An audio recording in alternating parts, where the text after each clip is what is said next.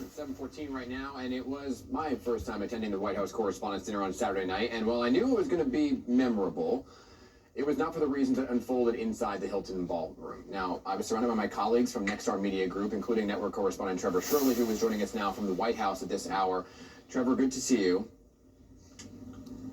Good to see you too, Dan. Trevor, you know, from our perspective, we never want to become the part of the story, but here we are, part of the story from being in that room. And I just want to kind of get your perspective of what you heard in the moment. I think my reaction, I heard gunshots, but I think my reaction came from you kind of hitting the ground very quickly. So walk me through your initial moments.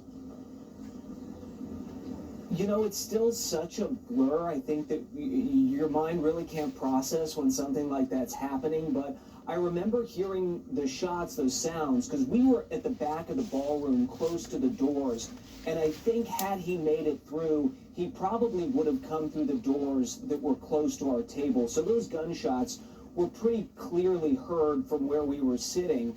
But your brain in that moment, you know what you hear, but at the same time, you almost can't believe that you're hearing it. So there is that initial pause where you were like, am I actually hearing what I think I'm hearing? And I can't remember who I looked at first, if it was you or my executive producer, Lenny, someone else on our team who was sitting to my right.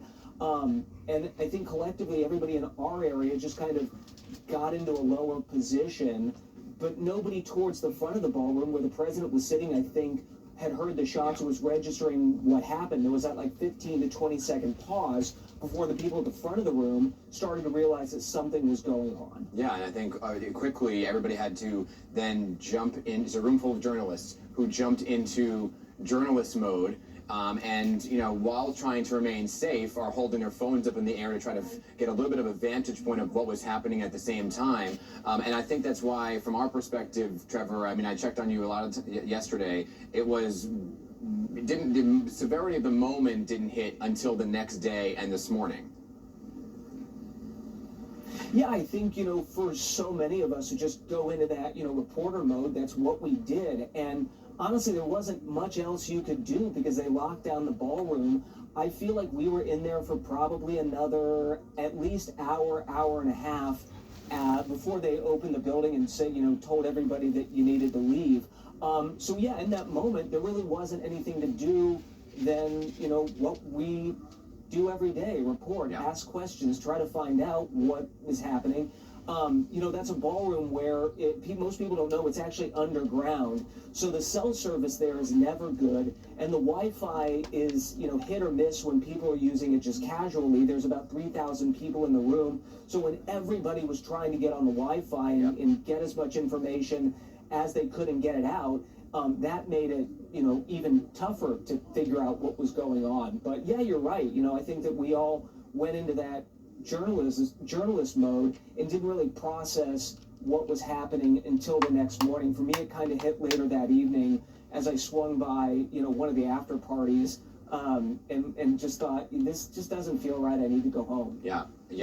And you bring up a very good point about the Wi-Fi, and we're showing video right now of the ballroom with the long guns that were drawn, and we're going to be talking to a security expert in just a few moments about the security at the dinner, Trevor, which you have been to many times. And I'm just curious because you're still in D.C. I was there the next morning where it looked like at the Hilton everything kind of returned business as normal. You're at the White House today. Have you seen any kind of stepped up security in the wake of this around D.C.? You know, so first off, in terms of the security at the ballroom at the Washington Hilton, I think this was my 4th year going, and it didn't feel any different than it has in years past. The security procedures were pretty much all the same, so I didn't notice anything out of the ordinary that I wasn't already expecting to see there. In terms of security around the White House, I really haven't seen anything different. The entrance over on Pennsylvania Avenue, where we as the press used to get in, there's 8-foot fencing that's been put up around that entrance, but I also think that may have something to do with the King and Queen of England arriving today. They're staying at Blair House, which is right across the street from the White House. So I think they've stepped up security for that as well, but I don't know that that's directly tied to what happened Saturday night. All right, Trevor Shirley from Washington at the White House this morning, and I just want to say, Trevor, thank you to you and the group that was there. It was my first time, and when everybody kind of stood back up, I did grab Trevor and gave him a big hug. And it was, thank you for being a kind person at the same time of it all, Trevor. Well, and hope you get to come back. I guess we'll do this all again here in the next couple weeks. I'm not sure we're going to let him. We'll Sorry. see. We'll see what happens. We'll see.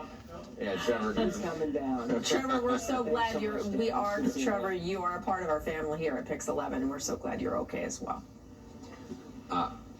Thanks so much. Yeah. Oh, thank you, Trevor.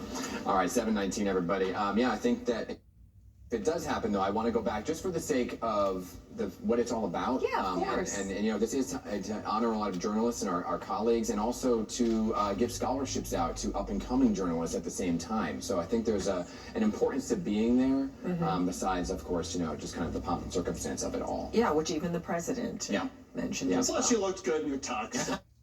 Another chance to put a tux on, get some nice pictures taken. Yeah. And that was the one thing that scared me, is I tried to call him immediately and it went right to voicemail. I'm like, we're Yeah. doing this. Yeah, So there was no cell service, Right. literally. So. Yeah.